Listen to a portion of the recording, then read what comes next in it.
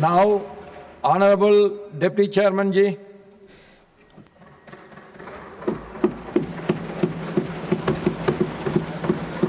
आदरणीय सभापति जी, आपने बोलने का अवसर दिया, आभार। आदरणीय प्रधानमंत्री जी और आदरणीय सभापति जी, आपने मेरे प्रति जो सकारात्मक प्रेरक शब्द कहे वो मेरी स्मृति के स्थायी अंग होंगे। आदरणीय खड़गे जी ने जो उद्गार प्रोत्साहन मेरे लिए कहा वो अभी मेरे जीवन का अंग होगा। मैं सबसे पहले जो आज माननीय सदस्य रिटायर हो रहे हैं, जिनमें मैं भी हूं, जो आपने और आदरणीय प्रधानमंत्री जी ने भावनाएं उनके प्रति शुभकामनाएं व्यक्त की, उनसे खुद को जोड़ता हूं। ये सभी माननीय सदस्य स्वस्थ रहें, सक्रिय रहें, इनका उज्जवल भविष्य हो और देश को इसी तरह राह दिखाते रहें, ये कामना करता हूं। राज्यसभा में हर 2 वर्ष बाद अमूमन बसंत में 1/3 सदस्य विदा लेते हैं। व्यापक अनुभव ज्ञान से समृद्ध होकर देश के नीति निर्धारण में अपनी भूमिका निभाकर उतने ही सदस्य नई ऊर्जा, उत्साह, उमंग और सपनों के साथ मुल्क की नई इबारत लिखने आते हैं। जैसे वसंत में पुरानी पत्तियों की जगह नई पत्तियां और कोपलें आती हैं, इसी तरह आने वाले सभी नए सदस्यों को भी हमारी शुभकामनाएं। सबसे पहले मेरे सार्वजनिक जीवन के जो भी मार्गदर्शक रहे उन सबके प्रति आभार। आदरणीय नीतीश जी हमें राज्यसभा में लाए, उनके प्रति आभार। आदरणीय प्रधानमंत्री जी, पहले टर्म में मैं इस महान सदन का उपसभापति बना। आपको जितना मेरे प्रति आपके प्रति जो उद्गार है वो शब्दों में व्यक्त नहीं कर सकता। बहुत बहुत धन्यवाद, हृदय से आभार और कृतज्ञता। आदरणीय प्रधानमंत्री जी से मेरे मिलने के मौके बहुत कम होते हैं क्योंकि फंक्शनल रिश्ता सीधा नहीं है, पर जब भी मिला बहुत कुछ सीखा। उनकी चर्चा के केंद्र में हमेशा रहा सदन कैसे श्रेष्ठ ढंग से चले, दुनिया की आदर्श संसद कैसे बने, अन्य लोकतांत्रिक देशों की बेस्ट प्रैक्टिसेज क्या हैं, क्या तकनीक के साथ वहां बदलाव हो रहे हैं, संसद को और जीवंत बनाए रखने और सिर्फ ये दिल्ली में स्थित केंद्र न रहे, संस्था न रहे, गांव-गांव तक युवाओं को, महिलाओं को कैसे आप लोग जोड़ सकते हैं, इस देशज सोच के अनुसार आप सोचें, आप लोग काम करें। इसलिए हमेशा उन्होंने पढ़ने के लिए, जानने के लिए प्रेरणा दी, इसके लिए भी आभार और कृतज्ञता। हमें उपसभापति बनाने में एनडीए घटक के सभी दलों ने पहल की। आदरणीय नीतीश जी की सक्रियता, आदरणीय अमित शाह जी का मार्गदर्शन समेत एनडीए के सभी दलों को बहुत धन्यवाद। पर उपसभापति बनने के बाद सभी दलों के सभी माननीय सदस्यों का स्नेह, सहयोग और मार्गदर्शन मिला। एक एक व्यक्ति के प्रति मेरा आभार। उपसभापति बना तब के चेयरमैन आदरणीय वेंकैया नायडू जी का मार्गदर्शन उनसे सीखा, उनके प्रति भी कृतज्ञता। और इस पद पर रहे सभी लोगों के प्रति कृतज्ञता। और सर, आपके आने के बाद लगातार यह प्रयास रहा कि कैसे और बेहतर हम तरीके से संसद चलाएं। आपको भी बहुत बहुत धन्यवाद। नहीं भूला नहीं जयराम जी, आदरणीय, यस, मैं उनका भी स्मरण किया। सभी इस सदन के माननीय सदस्य जेपी नड्डा जी का मर्यादित आचरण, शालीनता के साथ अपनी बातें रखना, सदन के एटिकेट्स और नियमों का पालन करना याद रहेगा। हमें सहयोग और हमारे लिए जीवन का अवसर है माननीय एलओपी आदरणीय मल्लिकार्जुन खड़गे जी के साथ बैठने का सुअवसर, उनके प्रति आभार। सदन में हमेशा उनकी मौजूदगी, राजनीति का लंबा अनुभव और हर पल सजग रहना, यहां तक कि कोई सदस्य बोल रहा है, कोई शब्द छूट गए तो मुझसे पूछते। इसलिए आपसे बहुत सीखने का मौका मिला सर। आपका जो व्यापक अनुभव है उससे हमें जानने का भी अवसर मिला देश की राजनीति। संसदीय मामलों के मंत्री श्री किरण रिजिजू जी, बहुत सुंदर तरीके से हिंदी में तर्कपूर्ण और प्रेम से बातें रखना वो हमेशा सर मुझे याद रहेगा। संसदीय मामलों के ही राज्य मंत्री एल मुरुगन जी, उनकी भी भूमिका हमेशा हमें स्मरणीय रहेगी। सांसद बनकर आया तो उपसभापति थे पीजे कुरियन जी, उनसे भी सीखा सर। पूर्व प्रधानमंत्री एचडी देवगौड़ा जी, आदरणीय शरद पवार जी, माननीय दिग्विजय जी और बहुत सारे सीनियर लोग यहाँ रहे। ये सभी इनका योगदान और इनकी बातें हमेशा स्मृति में रहेंगी। लेकिन इसके साथ सभी दलों के फ्लोर लीडर्स, सभी chief whips, members of panel of vice chairman, इनमें से एक एक व्यक्ति के प्रति मेरा सम्मान, मैं नाम लेता सबका एक एक का, पर समय को ध्यान में रखते हुए इसी के साथ सदन में बेहतर कामकाज संभव बनाने वाले सेक्रेटरिएट के सभी लोगों, मार्शल्स, अटेंडेंट्स को मेरा धन्यवाद। Secretary general PC Modi ji की मदद, हर पल कठिन कामों को भी हंसते हंसते पूरा कराने की शैली याद रहेगी। साथ ही पोर्ट टर्मिनस के रूप में थोड़े बहुत जो स्टाफ मेरे साथ रहे, उनकी पल पल की तत्परता, उसने मेरे काम को संभव बनाया, उनको भी मैं याद करता हूं। सदन के हर सदस्य की खूबियां और विशिष्टताएं हैं जिनसे हमारा अनुभव संसार बहुत समृद्ध और आलोकित हुआ। शायद हम सदन के पहले उपसभापति हैं जो लगातार सदन में आपके साथ बैठकर आपकी बातों को बहुत धैर्य से सुनते रहे, सदन में भी और चेयर पर भी। इसलिए आपने अच्छे श्रोता होने का संयम और धैर्य सिखाया। आप सबको भी बहुत बहुत धन्यवाद। जिस मृदुता, सौम्यता से कठोर बात कह लेने की कला माननीय प्रमोद तिवारी जी में है, वह अविस्मरणीय है। प्रोफेसर रामगोपाल यादव जी, माननीय श्री त्रिचु शिवाजी, श्री घनश्याम तिवारी जी, डॉक्टर सस्मित पात्रा, अनेक मैं नाम लूं। भाई जॉन ब्रिटास जी जिससे नहीं होते तो संसद में उनकी अनुपस्थिति खलती है, उनकी मौजूदगी जीवंतता का एहसास कराती है। माननीय जयराम रमेश जी, हम यहां हो वहां हो पर उनका स्वर हमेशा सुनने को मिलता रहता, अविरत निरंतर। अनेक सदस्य जिन्हें मैं आज कहूं जो रिटायर हो रहे हैं, तो उनमें फौजिया खान जी, प्रियंका जी समेत सुधांशु त्रिवेदी जी, सुधा मूर्ति जी जब बोलती हैं, पीछे हमारे बैठे होंगे भाई राम जी, हरीश वीरान जी, दादा सुखेंदु शेखर राय जी, रीता व्रत बनर्जी जी, सुमित्रा वाल्मीकि जी, मयंक जी, गोविंद भाई समेत अनेक लोगों की खूबियों को मैं गिना सकता हूं, पर समय की मर्यादा है, इसलिए उनसे क्षमा के साथ आप में से एक एक व्यक्ति जिनकी खूबियों को जिनसे सुनकर सीखा, उनके प्रति कृतज्ञता के साथ, पर उन्हें भी याद करूं जब सर संसद में आया, जिनके प्रेरणा और प्रोत्साहन का, जिनको देख करके प्रेरणा मिली। माननीय अरुण जेटली जी, जिन्हें अपनी बात सुनाने के लिए आवाज ऊंचा करने की कभी जरूरत नहीं पड़ी। माननीय गुलाम नबी आजाद जी व आनंद शर्मा जी, ऐसे अनेक सहृदय वरिष्ठ जन, उन सबको मैं सम्मान के साथ याद करता हूं। सर, जिस गांव में पैदा हुआ, 6 महीने हम बाढ़ में पानी में रहा करते थे, वहीं जन्मना, गुजर जाना हमारी नियति थी। हमारी दुनिया बहुत सीमित थी।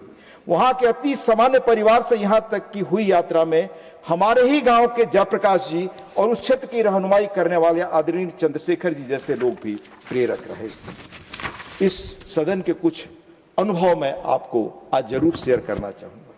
2014 में इस सदन में आया, विपक्ष में था, तब नए सुधारों, प्रयोगों, डिजिटाइजेशन के आरंभ काल में हमारा मानस कैसा था। उस दौर में एक अति वरिष्ठ सदस्य, मैं नाम नहीं लेना चाहता और नाम लेना मेरा मकसद है सर, पर मानस हम सबका कैसा था वो बताना चाहता हूं। वह डिजिटाइजेशन के प्रति संशय के सवाल उठा रहे थे। क्या गांव की हाट में लोग आलू टमाटर क्रेडिट कार्ड से खरीदेंगे? हाट में उस गरीब महिला के पास पीओएस मशीन होगी? क्या उसके पास बिजली कनेक्शन है, वाईफाई कनेक्शन है और बहुत कठोर सब सर। यानी तब देश की फिजा में सार्वजनिक जीवन में यह उदासी नैराश्य था, यह कथन उसी का प्रतिबिंब था सर। पर सिर्फ 10 सालों में 1-2 गांव क्या पूरी अर्थव्यवस्था डिजिटल है। सिर्फ 1 महीने जनवरी में 2026 में 21 बिलियन यूपीआई ट्रांजैक्शन द्वारा 28 लाख करोड़ का लेन देन हुआ है सर। आईएमएफ ने यूपीआई को दुनिया का largest real time payment system कहा है। आज वैश्विक रियल टाइम लेन देन का 49% इसी यूपीआई से होता है सर। ये आज 12 वर्षों बाद देश की फिजा में आस्था है और भारत के विकसित भविष्य के प्रति देश दुनिया के लोग गौर कर रहे हैं। अनेक ऐतिहासिक तथ्य सर बता सकता हूं जो हमें बताते हैं कि हमारा सामर्थ्य आज कितना, हम क्या कर सकते हैं और कहां से कहां पहुंचे। सर मुझे याद है पहली बार विदेश गया था 1994 में पत्रकार के रूप में, तब भारत की पहचान धीरे धीरे बदलने लगी। लेकिन कहा जाता था कि साधु, सपेरों, जादूगरों और गरीबों का मुल्क है। एक नारायण मूर्ति जी ने किस तरह चीजों को बदला कि दुनिया में हमारी प्रतिभा की पहचान होने लगी और थॉमस फ्रीडमैन जैसे व्यक्ति को किताब लिखने पड़ी, the world is flat.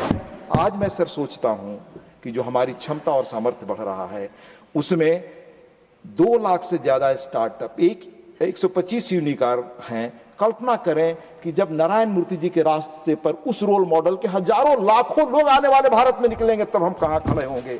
Sir, यहां रहते साक्षी बना कि 12 वर्षों में अनेक रिमार्केबल युगांतकारी विधेयक सदन ने पारित किया।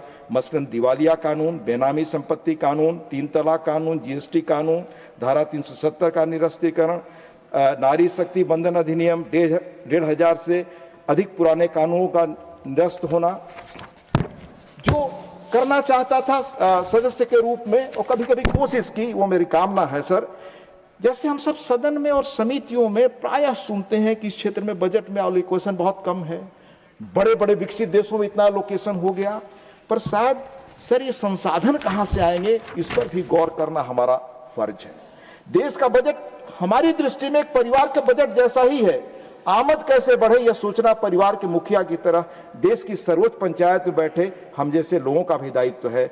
हमारा धर्म है कि समस्या के साथ हम समाधान बताएं। और ये सर मैं नहीं कह रहा, देश के पहले स्पीकर श्री जीवी मावलंकर जी ने 18 अप्रैल 50 को एस्टीमेट कमेटी में कहा, उसका मैं सार बता रहा हूं सर, वो कोट पढ़ने लायक है। हमारे संसदीय जीवन में रचनात्मकता के बजाय अक्सर विरोध की प्रवृत्ति हावी रही है।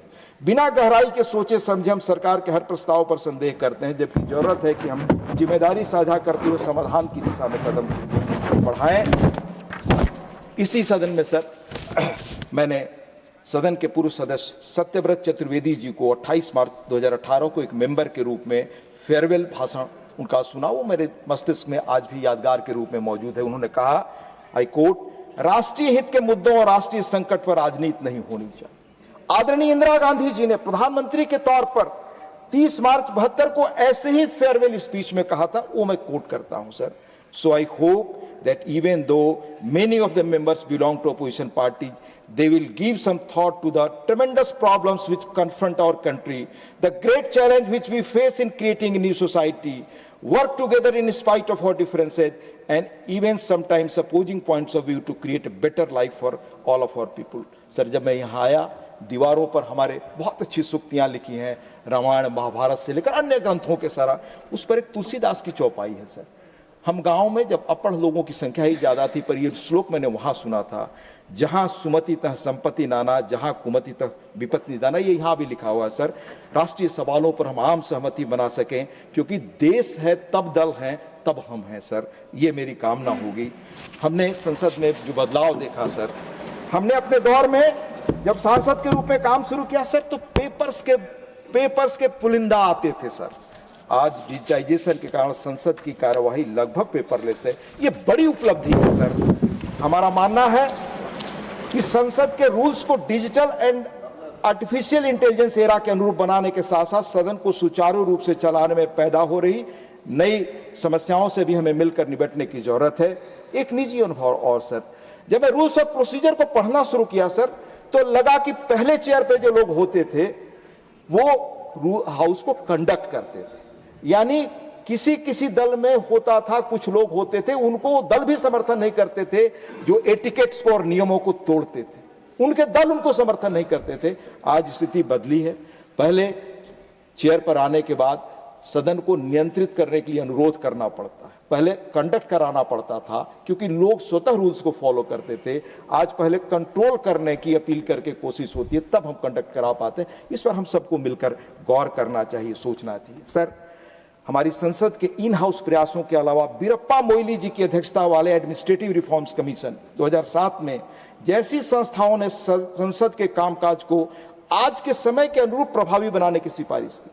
आदरणीय प्रणब मुखर्जी जी की अध्यक्षता में 2000 में overlap of mandates between parliamentary committee की सिफारिशें बड़ी महत्वपूर्ण है। विश्वास है कि यह सदन इन चीजों पर गौर करेगा। सर, यादगार पल रहा हमारे लिए पुराने संसद भवन में, जहां आजादी के इतिहास के बदलाव का वो साक्षी था। कोविड के दौरान कम समय में बने इस भव्य नए संसद इमारत में 47 तक विकसित भारत बनाने के नए सपनों, नए संकल्पों के साथ हम आए, यही यादगार रहेगा सर। अंत में हमारे यहाँ बड़ा मशहूर शब्द है और बौद्ध धर्म के उद्गम से इसे हमने जाना, पर मैं जब इसको तहकीकात कर रहा था तो पाया चरैवती चरैवती, ये वैदिक परंपरा ऐत्रेय ब्राह्मण से निकला शब्द है sir. Keep moving, keep walking, march on, यानी जीवन में कभी न रुकने, थकने या विषम परिस्थितियों में निरंतर आगे बढ़ते रहने, कर्मशीलता की प्रेरणा इसी सदन से मिलती है। सदन ऐसे ही आगे बढ़ता रहे सर। और भगवान बुद्ध कहते थे, बहुजन हिताय बहुजन सुखाय, लगातार हम सक्रिय रहें, गतिशील रहें, सभी के कल्याण और सुख के लिए। इसलिए हम सब मिल करके हम जा रहे हैं जहां रहें, और जो आ रहे हैं, और ये सदन आने वाले समय में भी इसी प्रेरणा से चिरैवती आगे बढ़ता रहे, यही कामना है। आप सबको पुनः नमस्कार, धन्यवाद। जी ऑनरेबल प्राइम मिनिस्टर। धन्यवाद। आदरणीय खरगे जी अपना विदाई भाषण में एक अपेक्षा व्यक्त की, तो मेरा भी दायित्व तो बनता है उस अपेक्षा को पूरा करूं। वैसे मैं शेर शायरी की दुनिया का व्यक्ति नहीं हूं, प्रतापगढ़ी का काम है।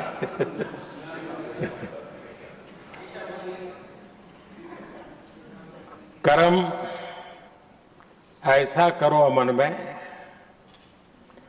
जहां से गुजरे तुम्हारी नजरें, उधर से तुम्हें सलाम आए।